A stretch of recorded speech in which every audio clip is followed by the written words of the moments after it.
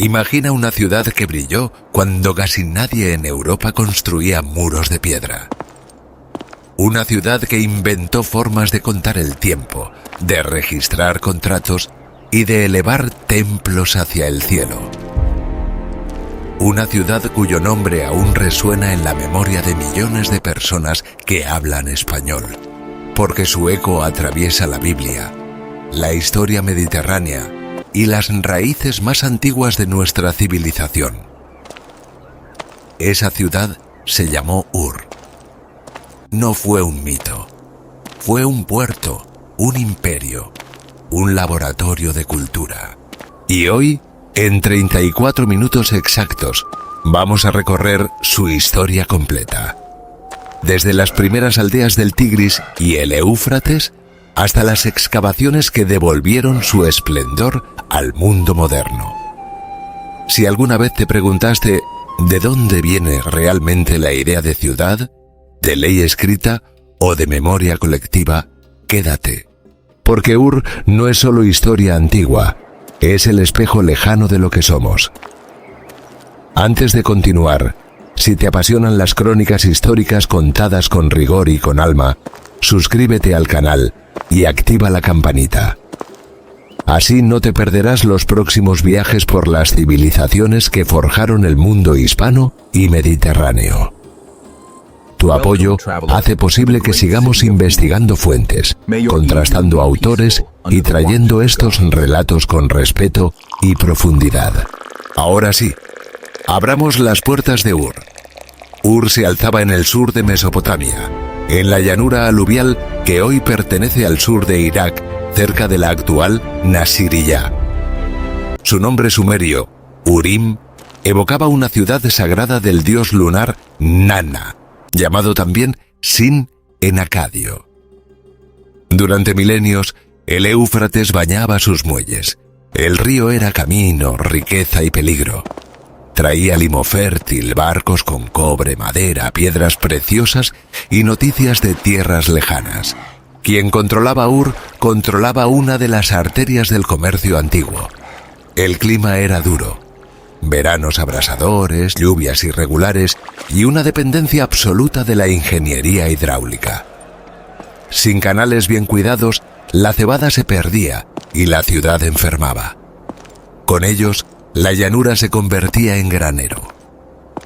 Para un oyente de habla española, este paisaje no resulta del todo ajeno. También nosotros somos herederos de culturas de río y de costa, del Guadalquivir, del Ebro, del Mediterráneo que unió Cádiz con Tiro, Cartago y Roma. La historia de Ur pertenece a esa misma familia humana, la de pueblos que miraron el agua y entendieron que allí empezaba el poder. Las fuentes principales para reconstruir esta ciudad son la arqueología y los textos cuneiformes. Destacan los trabajos de Sir Leonard Woolley en las excavaciones conjuntas del British Museum y el University of Pennsylvania Museum, publicados en la serie Ur Excavations, especialmente el volumen sobre el cementerio real y los estudios del zigurat. También resultan esenciales la lista real sumeria, los archivos administrativos de la tercera dinastía de Ur, las crónicas neobabilónicas y análisis posteriores de especialistas como P.R.S. Murray, que revisó y actualizó el relato popular de Woolley. A ellos se suman estudios de asiriólogos contemporáneos sobre economía, derecho y religión sumeria. No hablamos de leyendas sueltas. Hablamos de ladrillos sellados, tabletas de arcilla, tumbas documentadas y una secuencia estratigráfica que permite seguir la vida de la ciudad a lo largo de miles de años. Mucho antes de que Ur fuera capital imperial, la región sur de Mesopotamia ya estaba habitada. En el período de Ubaid, aproximadamente entre el sexto y el cuarto milenio antes de nuestra era, surgieron aldeas de adobe, cerámica pintada y templos modestos. La gente aprendió a domesticar la inundación con canales, a cultivar cebada y dátiles, a criar ovejas y a organizar el trabajo comunitario. En Al-Ubaid, un pequeño asentamiento cercano a Ur, se hallaron restos de un templo temprano y de una comunidad que anticipaba la complejidad urbana. Aquella no era aún la gran Ur de los manuales escolares, pero ya latía la lógica mesopotámica. El templo como centro económico, el grano como medida de riqueza y la cooperación hidráulica como condición de supervivencia. Sin esa base paciente de aldeas y redes de riego, no habría existido después ninguna ciudad imperial. Con el tiempo, hacia el cuarto milenio, el sur mesopotámico vivió una transformación que los historiadores asocian con la revolución urbana. Aparecieron ciudades como Uruk, Eridu, Lagash, Nippur y Ur. Se multiplicaron los sellos, las cuentas administrativas y finalmente la escritura. La protoescritura y luego el cuneiforme no nacieron para escribir poemas, sino para registrar raciones, préstamos, propiedades y ofrendas. Esa necesidad práctica cambió la historia humana. Porque cuando un pueblo escribe, puede transmitir memoria más allá de una generación. Puede exigir cuentas, puede crear derecho. Puede imaginar un pasado común. En español, palabras como archivo, contrato, cálculo o historia nos parecen naturales. En Ur, esos conceptos se estaban inventando con estilete sobre arcilla húmeda. La revolución no fue solo técnica, fue mental. El ser humano aprendió a fijar el tiempo en signos.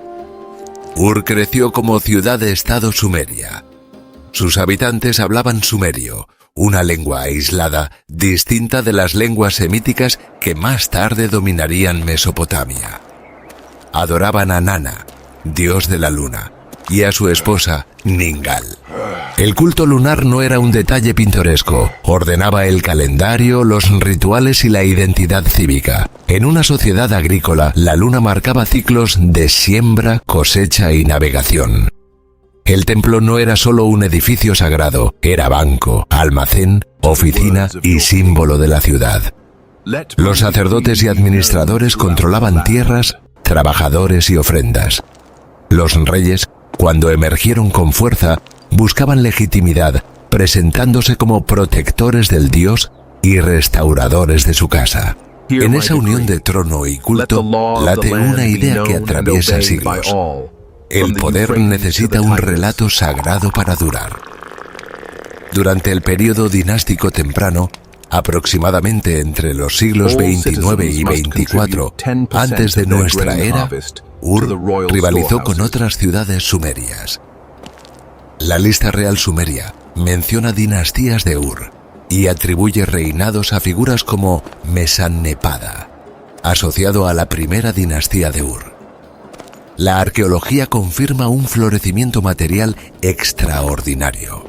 Ur comerciaba con el Golfo Pérsico, con Dilmun, Magan y más allá. Llegaban lapislázuli de Afganistán, cornalina del Indo o de regiones cercanas, cobre de Omán, maderas preciosas y oro. En los mercados de Ur se cruzaban olores de resina, grano tostado, lana recién hilada y barro seco. Si cierras los ojos, puedes imaginar un puerto bullicioso donde mercaderes, escribas, artesanos y pescadores compartían el mismo horizonte de cañas y barcos de junco. Aquella red comercial demuestra que la globalización, en sentido amplio, no nació ayer. Nació cuando las ciudades aprendieron a desear lo que no crecía en su propio suelo. Y aquí llega uno de los capítulos más célebres y delicados de su historia: el cementerio real. Entre aproximadamente 2600 y 2400 antes de nuestra era, se excavaron tumbas de élite que asombraron al mundo moderno. Woolley documentó cientos de enterramientos y un conjunto de tumbas excepcionales con ajuar de oro, plata, lapislázuli y objetos de una refinada belleza. Entre los hallazgos más famosos están el estandarte de Ur, con escenas de guerra y banquete, la lira con cabeza de toro, joyas, vasos y sellos cilíndricos, También se identificaron contextos funerarios de alto rango asociados a figuras como Puabi, a menudo llamada reina o gran dama, cuyo ajuar revela un lujo cortesano impresionante. Collares, diademas, vasos de piedra y adornos de metales preciosos hablan de una corte que dominaba el arte de impresionar incluso en el umbral de la eternidad. Es importante hablar de este cementerio con seriedad. Las evidencias apuntan a ceremonias funerarias complejas, en las que acompañantes y bienes preciosos formaban parte del ritual de tránsito de la élite. Los investigadores han debatido durante décadas cómo interpretar esos contextos. Si reflejan una práctica ritual voluntaria, una costumbre institucionalizada o una combinación de factores sociales y religiosos difíciles de reconstruir por completo. Lo que no admite duda es la riqueza simbólica de aquellos enterramientos. En ellos, Ur mostraba una idea poderosa. La muerte de los poderosos no era un acontecimiento privado. Era un acto público de orden cósmico, de continuidad dinástica y de prestigio urbano. Para nosotros, herederos de tradiciones funerarias mediterráneas, desde necrópolis ibéricas hasta panteones hispano-romanos, este episodio recuerda que todas las civilizaciones han intentado domesticar el misterio de la muerte con rito, memoria y belleza. Contarlo con respeto es también una forma de honrar a quienes vivieron aquel mundo. El estandarte de Ur merece una pausa. En una cara parece celebrar el orden bélico y la victoria. En la otra, el banquete, la música y la redistribución. Guerra y fiesta. Tributo y celebración. Jerarquía y comunidad. Esa dualidad resume la lógica de la ciudad-estado antigua. No idealicemos el pasado, pero tampoco lo reduzcamos a crudeza. Ur era capaz de violencia institucional y al mismo tiempo de una sensibilidad artística asombrosa. Sus orfebres, lapidarios y músicos alcanzaron un nivel técnico que aún hoy conmueve en museos de Londres, Filadelfia y Bagdad. Cuando un español contempla esas piezas, no mira solo un objeto extranjero. Contempla una de las primeras expresiones de refinamiento urbano de la humanidad. La música de aquellas liras ya no suena, pero la forma de los instrumentos aún canta. Hacia mediados del tercer milenio, Mesopotamia entró en una nueva fase política. Sargón de Akkad construyó un poder territorial más amplio, unificando muchas ciudades bajo una administración acadia. Ur no desapareció. Continuó como centro importante dentro de un tablero cambiante.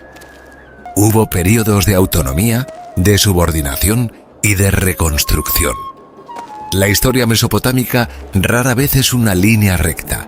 Es un pulso, ascenso, crisis, restauración. Las invasiones, las rivalidades entre ciudades, las sequías y los cambios del río alteraban el equilibrio. Sin embargo, la memoria cultural de Ur persistía. Nana seguía siendo el dios de la ciudad. Los escribas seguían formando generaciones. Los canales seguían exigiendo mantenimiento. Una ciudad sobrevive no solo por sus muros, sino por sus hábitos. Y Ur, incluso cuando otros reinos brillaban más alto, nunca dejó de ser un nombre cargado de prestigio. Después de siglos de oscilaciones, llegó el momento más brillante de Ur. La tercera dinastía, conocida como Ur III, aproximadamente entre 2112 y 2004 antes de nuestra era. Esta etapa suele situarse tras la recuperación frente a los Guti y la reorganización del poder sumerio. Ur-Nammu, fundador de la dinastía, y su hijo Shulgi consolidaron un estado administrativo de una sofisticación extraordinaria. Se centralizó el control de provincias, se estandarizaron pesos y medidas, se multiplicaron los archivos y se impulsó una ideología real de justicia y restauración. El llamado Código de Ur-Nammu, uno de los conjuntos legales más antiguos conocidos, presenta un lenguaje de equidad, compensación y orden. Aunque el texto completo y su atribución han sido objeto de estudio filológico, su existencia confirma que en Ur la ley escrita era ya un instrumento de gobierno. Gobernar no bastaba, había que justificar el gobierno ante dioses y súbditos. Shulgi reinó durante décadas y se presentó como rey sabio, fuerte y casi divino. Bajo su gobierno, el imperio de Ur administraba una red de provincias desde el sur mesopotámico hacia el norte y el este. Los textos económicos de esta época son abrumadores. Recibos de ganado, listas de trabajadores, raciones de cerveza y pan, inventarios de lana, informes de viajes y cuentas de templos. Si alguna vez pensaste que la burocracia es un invento moderno, Ur-Terese te sorprendería. Allí, el Estado aprendió a gobernar mediante la tableta. Esa pasión por el registro recuerda, en otra escala, la tradición notarial y administrativa que más tarde caracterizó a las monarquías hispánicas. Guardar memoria escrita es una forma de poder. Ur lo entendió muy pronto. Tras Shulgi vinieron Amar-Sin, Shu-Sin e Ibi-Sin. El edificio estatal se mantuvo, pero las tensiones fronterizas y las dificultades internas fueron acumulándose hasta la ruptura final. El monumento más visible de aquella edad de oro es el Zigurat de Ur. Construido o reconstruido de forma monumental por Ur-Nammu y continuado por sus sucesores, el Zigurat se alzaba como montaña artificial de ladrillo. Su núcleo era de adobe, su revestimiento de ladrillo cocido. Sobre plataformas escalonadas se elevaba el templo dedicado a Nana. No era una pirámide funeraria al estilo egipcio. Era una escalera ritual entre la tierra y el cielo, un escenario de culto, un símbolo de la ciudad y una declaración arquitectónica de permanencia. Quien llegaba a Ur desde el río veía primero esa mole sagrada. Hoy, restaurado en parte, sigue imponiendo silencio. Para quienes vivimos en tierras de catedrales, mezquitas y torres, el Zigurat habla un idioma familiar. El deseo humano de construir verticalidad para tocar lo eterno. En la península ibérica, cuando alzamos la vista hacia una catedral gótica o un alminar andalusí, compartimos ese mismo impulso ancestral de elevar piedra hacia el misterio. La vida cotidiana en Ur no se limitaba a reyes y templos. Había barrios, casas de patio, talleres, escuelas de escribas, panaderos, cerveceros, tejedoras, carpinteros y marineros. La cerveza y el pan eran alimentos básicos. La lana era riqueza. El dátil endulzaba la dieta. Las mujeres podían poseer bienes, participar en cultos y aparecer en documentos legales. Los niños de élite aprendían signos cuneiformes copiando listas y proverbios. En las escuelas, llamadas eduba, se memorizaban vocabularios, fórmulas legales y textos literarios. Había matemáticas prácticas para medir campos, repartir raciones y calcular intereses. Había música en banquetes y rituales. En las calles estrechas se oía el golpe del martillo, el balido de ovejas y el rumor del agua en los canales. Ur no era solo un imperio, era un hogar. Y precisamente por eso su historia nos llega tan cerca. Las civilizaciones grandes se miden también por la intimidad de lo ordinario. Más allá del comercio y la administración, Ur cultivó también una sensibilidad literaria.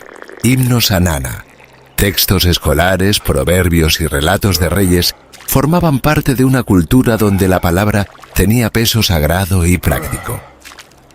El escriba no era un funcionario anónimo, era el guardián de la continuidad. Gracias a él, un contrato firmado en un patio polvoriento podía sobrevivir milenios bajo la arena.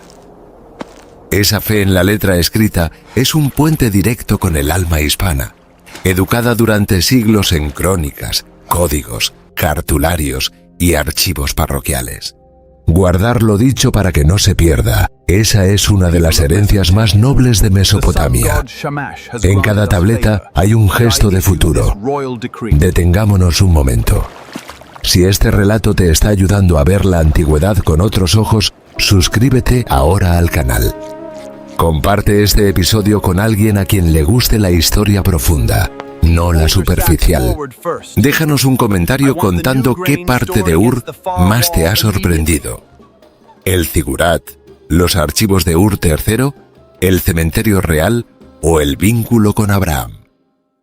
Tu participación nos indica qué civilizaciones explorar después. Continuemos porque la caída, la supervivencia y el redescubrimiento aún esperan. Pero ningún esplendor es eterno. A comienzos del segundo milenio, antes de nuestra era, el estado de Ur Terzo se fracturó. Presiones externas, rivalidades internas y dificultades económicas debilitaron el sistema. En torno al año 2004 antes de nuestra era, según la cronología media habitualmente usada, fuerzas elamitas tomaron Ur. El lamento por la destrucción de Ur, un texto literario sumerio de gran intensidad emocional, describe la caída de la ciudad con imágenes de abandono, silencio y duelo. Aunque es poesía y no un parte de guerra literal, transmite el trauma cultural de ver caer la capital sagrada. Para un público hispanohablante, ese lamento recuerda otras elegías de ciudades amadas. De Tenochtitlan a Granada, de Numancia a Troya. Las ciudades mueren en la piedra y renacen en la memoria. Ese es uno de los secretos más profundos de la historia. Perder el poder no siempre significa perder el sentido. Tras la caída imperial, Ur no se borró del mapa. Continuó bajo las dinastías de Isin y Larsa, y más tarde bajo la influencia babilónica. Hammurabi de Babilonia, en el siglo XVIII antes de nuestra era, integró el sur mesopotámico en un orden nuevo. Ur siguió siendo un centro religioso de peso.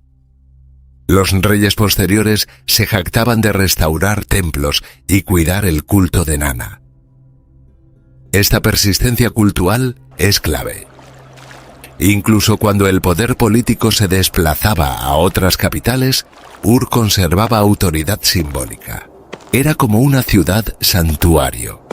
Menos corte, más memoria. En la historia española conocemos dinámicas parecidas. Ciudades que pierden la capitalidad, pero guardan el prestigio sagrado, cultural o sentimental. Santiago, Toledo, Córdoba o Granada lo saben a su manera. Ur aprendió antes que nadie a sobrevivir como símbolo. Conviene subrayar otro matiz histórico. Ur no fue eterna en su forma imperial, pero sí tenaz en su identidad cultural. Mientras capitales políticas nacían y caían, el nombre de Nana seguía atrayendo restauraciones reales.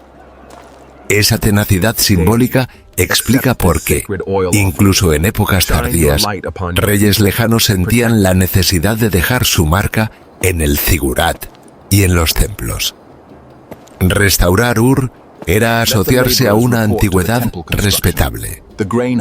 En clave española, es una lógica que reconocemos: embellecer un santuario antiguo, reivindicar una genealogía, vincular el presente al prestigio del origen.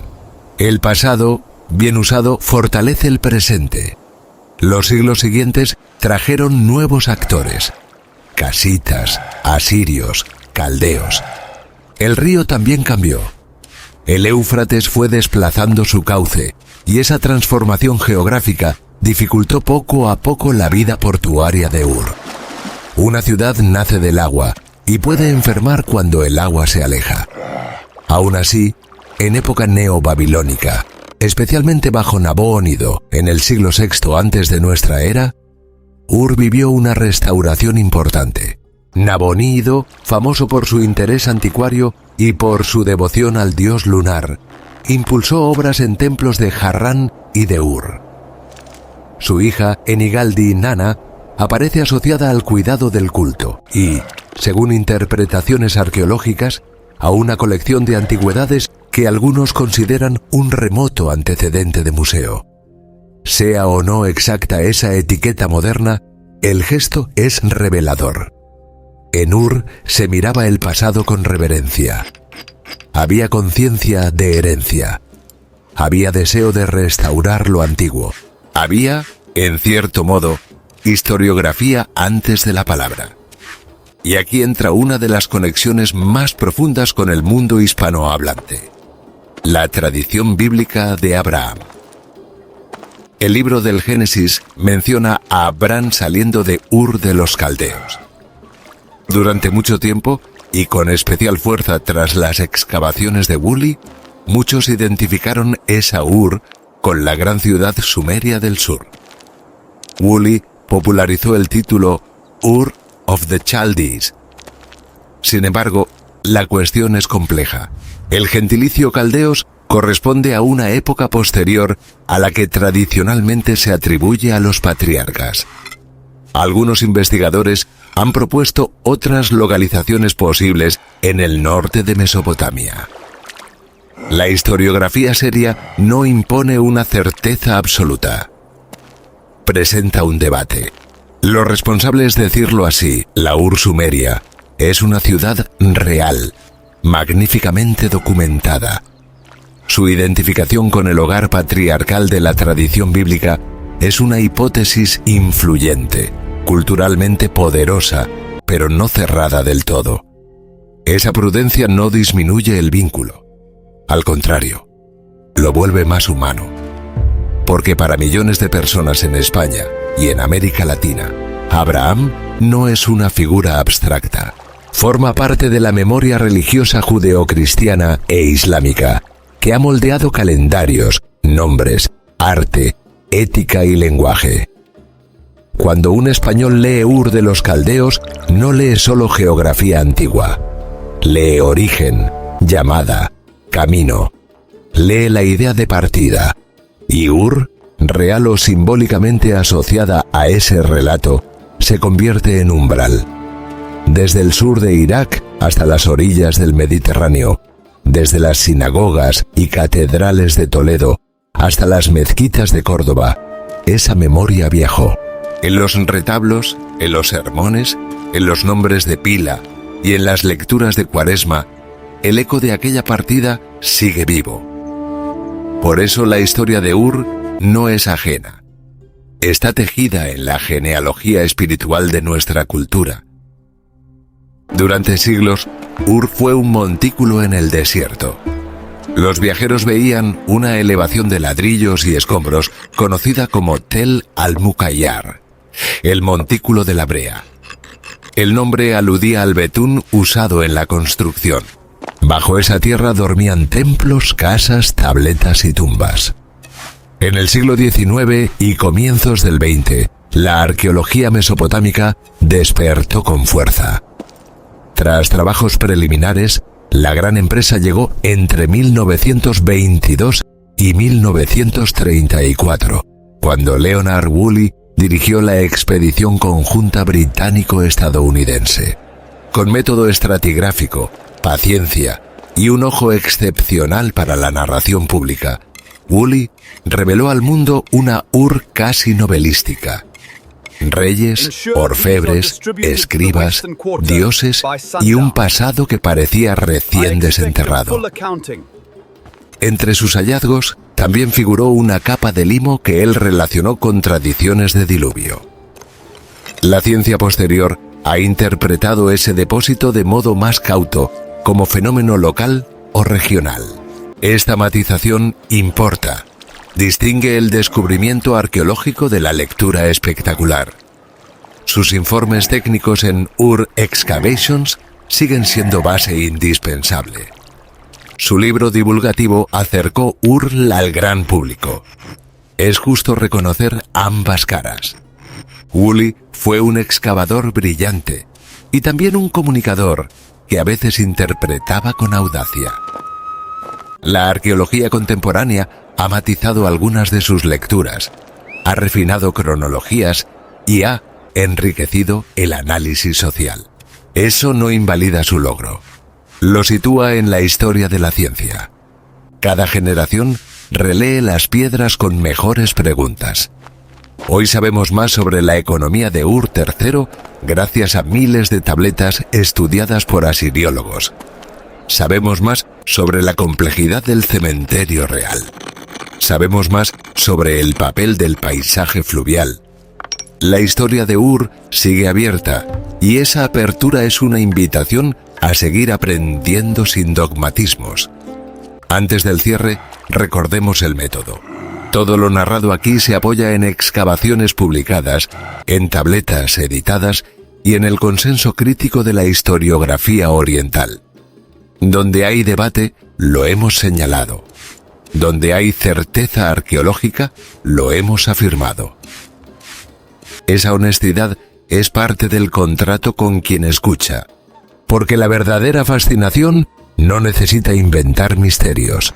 Basta con mirar de frente una civilización que, hace 4000 años, ya sabía organizar ciudades, leyes, rutas y memorias con una lucidez que aún nos interroga. La historia bien contada no grita, también convence. ¿Qué legó Ur al mundo? Primero, una lección de urbanismo temprano, la ciudad como máquina de cooperación. Segundo, una lección de escritura, la memoria administrativa como columna del Estado. Tercero, una lección de derecho, la idea de que la justicia puede formularse y transmitirse. Cuarto, una lección de arquitectura sagrada, el zigurat como paisaje simbólico. Quinto, una lección de interconexión. Ur no vivió aislada, fue nodo de un mundo que iba del Indo al Mediterráneo. Esa última lección debería resonar con fuerza en el mundo hispano. España y América Latina son herederas de cruces culturales constantes. Fenicios, griegos, romanos, visigodos, andalusíes, cristianos y pueblos indígenas tejieron historias de encuentro. Ur nos recuerda que la civilización siempre fue diálogo, comercio y traducción. Hay una conexión lingüística sutil pero bella. El español, a través del árabe andalusí, conserva un caudal de palabras de origen semítico y oriental que hablan de administración, cultivo, ciencia y vida cotidiana. Alcalde, almacén, álgebra, azúcar, aceite, adobe. No todas nacen en Ur, por supuesto, pero sí nacen del mismo horizonte cultural amplio de Oriente Próximo y del Mediterráneo oriental que Mesopotamia ayudó a configurar. Cuando un hispanohablante dice adobe, nombra un material que Ur elevó a Shre, arte monumental. Cuando habla de archivo, nombra una práctica que las tabletas sumerias anticiparon. La lengua nos trae ecos.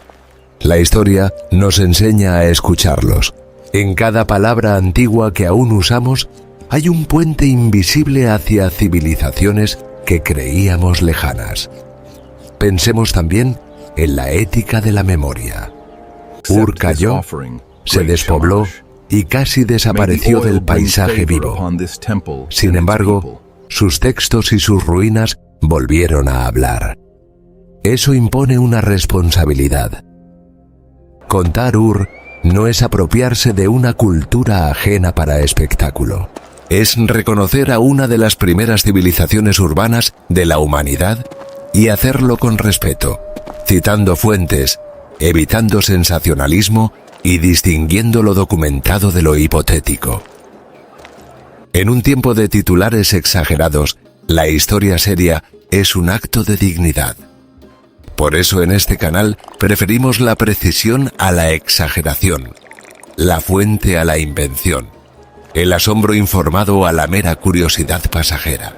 Si has llegado hasta aquí, ya formas parte de esa comunidad que busca sentido y no solo ruido. Recorramos, para cerrar el arco, la secuencia completa. Primero, aldeas ubaidenses aprendieron a domesticar el agua. Después, ciudades sumerias inventaron escritura y templo-estado. Luego, Ur brilló en el dinástico temprano con comercio y élites suntuosas. Más tarde, sobrevivió al experimento imperial acadio y alcanzó su cenit con Ur-Nammu y Shulgi. El zigurat coronó la ciudad. La burocracia llenó anaqueles de arcilla. La literatura lloró la caída. Isin, Larsa y Babilonia heredaron su prestigio. Nabónido la restauró.